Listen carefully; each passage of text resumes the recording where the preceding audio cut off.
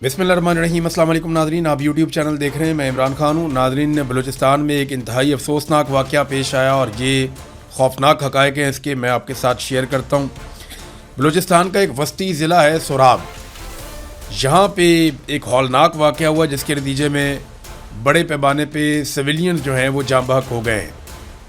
आज जो इन्फॉर्मेशन मकामी मीडिया से आ रही है या कासिम सूरी साहब ने बताई या दीगर कुछ लोगों ने जो बलूचिस्तान से जिनका ताल्लुक़ है उन्होंने बताई, उस इन्फॉर्मेशन के मुताबिक पाकिस्तान फोर्सेस की जानिब से एक फ़िज़ाई हमला किया गया जिसके नतीजे में जो लोग जाँ बहक हुए उनमें 9 बच्चे, 7 ख़वातीन और 12 मर्द शामिल हैं।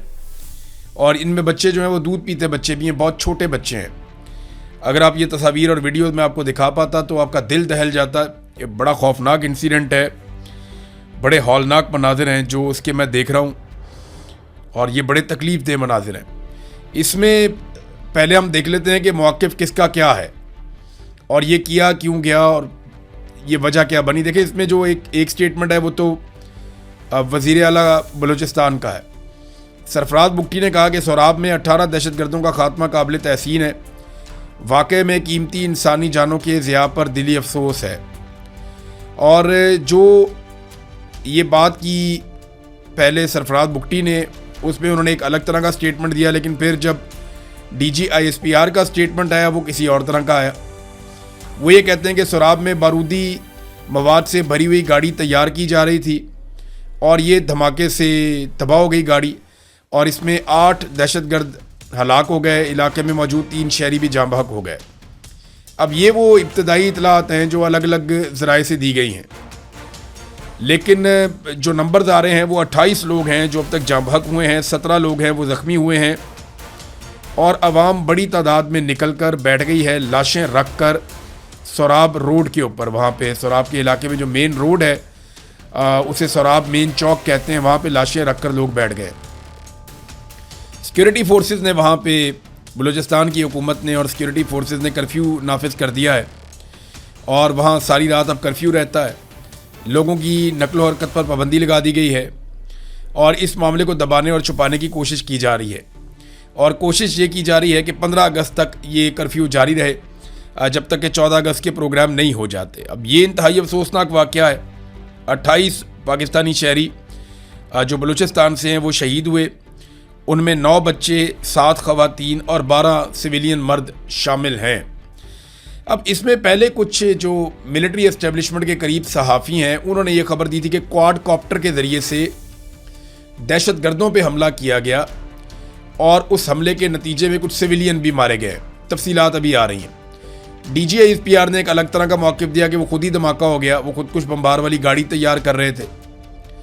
जबकि जो सरफराज बुगटी हैं उन्होंने एक और दावा किया कि जनाब ये तो सिक्योरिटी फोर्सेस ने कोई ऑपरेशन किया और बड़ा ज़बरदस्त ऑपरेशन किया। तो एक्चुअली ये हुआ क्या, जो मकामी लोग ये बताते हैं और जो मकामी सियासतदान हैं उन सब का ये कहना है कि ये जेट तैयारों के साथ हमला किया गया और यहाँ पे बमबारी हुई, उसके नतीजे में इतने बड़े पैमाने पे हलाकतें हुई हैं।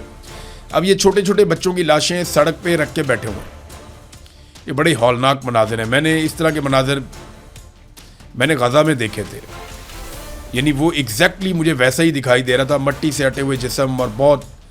अख्तर मेंगल साहब कहते हैं कि दर्द की कोई सरहद नहीं होती। गज़ा के मलबे में दबे मासूम ख्वाब हों या बलूचिस्तान की वादियों, घरों, चौक चौराहों, झोंपड़ियों में बिखरी हुई लाशें, दर्द हर जगह एक ही ज़ुबान बोलता है। किसी माँ की गोद उजड़ती है, किसी बहन की आंख अपने प्यारे की राह तकती रहती है और किसी के बच्चे के हाथ में खिलौने की बजाय खौफ रह जाता है। ये सिर्फ घरों के उजड़ने का दुख नहीं है, ये इंसानियत के ज़ख्मी होने का नोहा है। काश दुनिया इन आंसुओं की आवाज़ सुन सके। काश हर मजलूम के लिए अमन, इंसाफ और जीने का हक सिर्फ एक ख्वाब ना रहे। जो सनाउल्लाह बलोच हैं, सेनेटर बलूचिस्तान से, वो क्या कहते हैं, MP भी रहे, सेनेटर भी। वो ये कहते हैं कि सोराब के अलमनाक वाक़े पर शदीद रद्द-ए-अमल का उन्होंने इज़हार करते हुए कहा कि इस्लामाबाद को एक लम्हे के लिए रुक कर ख़ुद से सवाल करना चाहिए कि आखिर अपने ही शहरियों के ख़िलाफ़ जंगी तैयारों और हेलीकॉप्टरों के इस्तेमाल की नौबत क्यों आ रही है। अब ये वहाँ के ज़िम्मेदारान कह रहे हैं, अहम तरीन लोग कह रहे हैं कि ये फ़िज़ाई हमला किया गया जेट तैयारों या हेलीकॉप्टरों से جس کے نتیجے میں سویلینز کی ہلاکتیں ہوئی ہیں۔ انہوں نے کہا ریاست اپنے ہی لوگوں سے مسلسل دستوں گریبان رہنے کی بجائے اعتماد کا رشتہ قائم کرے اور چیک پوسٹوں، بندوقوں اور نگرانی پر انحصار کم کرے۔ سراب واقعے کو کسی بیانیے کے ذریعے چھپانے کی بجائے اعلیٰ سطح پر تحقیقات کروائی جائیں اور حقائق عوام کے سامنے لائے جائیں۔ انہوں نے کہا کہ متاثرین کے زخموں پر نمک پاشی کے بجائے واقعے کی شفاف تحقیقات ضروری ہے۔ یہ جناب ثناء اللہ بلوچ صاحب کا سٹیٹمنٹ ہے، یہ بھی میں نے آپ کے سامنے رکھ دیا۔ بلوچستان یکجہتی کمیٹی جو محرم بلوچ ہیں جن کو جیل میں بند کیا ہوا ہے، ان کی جو پارٹی ہے یا بلوچستان یکجہتی کمیٹی ہے وہ یہ کہتی ہے کہ بلوچ عوامی آبادیوں پر بمباری کرنا اور پھر شہید ہونے والوں کو دہشت گرد کہنا انتہائی شرمناک عمل ہے۔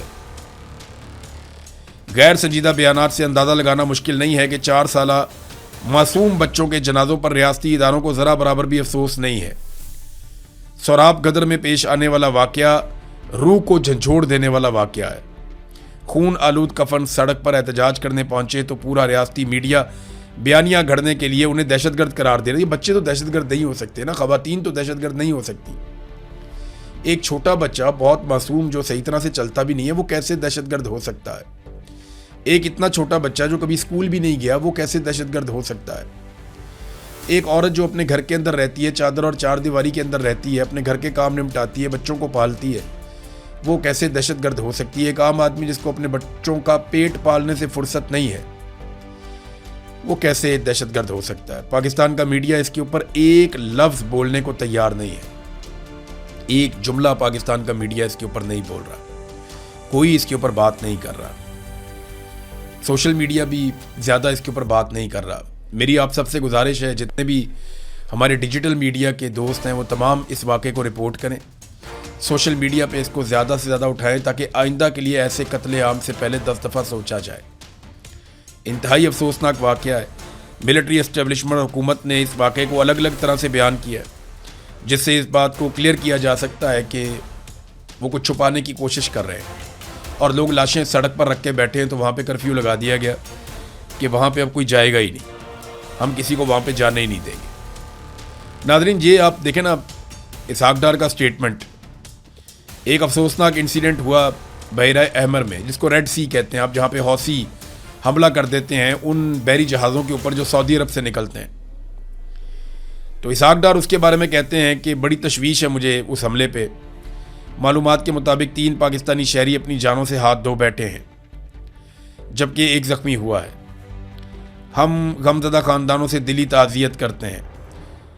اور وہ کہتے ہیں پاکستان غیر جنگجو تجارتی جہاز پر حوثی حملے کی شدید مذمت کرتا ہے، بے گناہ انسانوں کی زندگیوں کو خطرے میں ڈالتے ہیں۔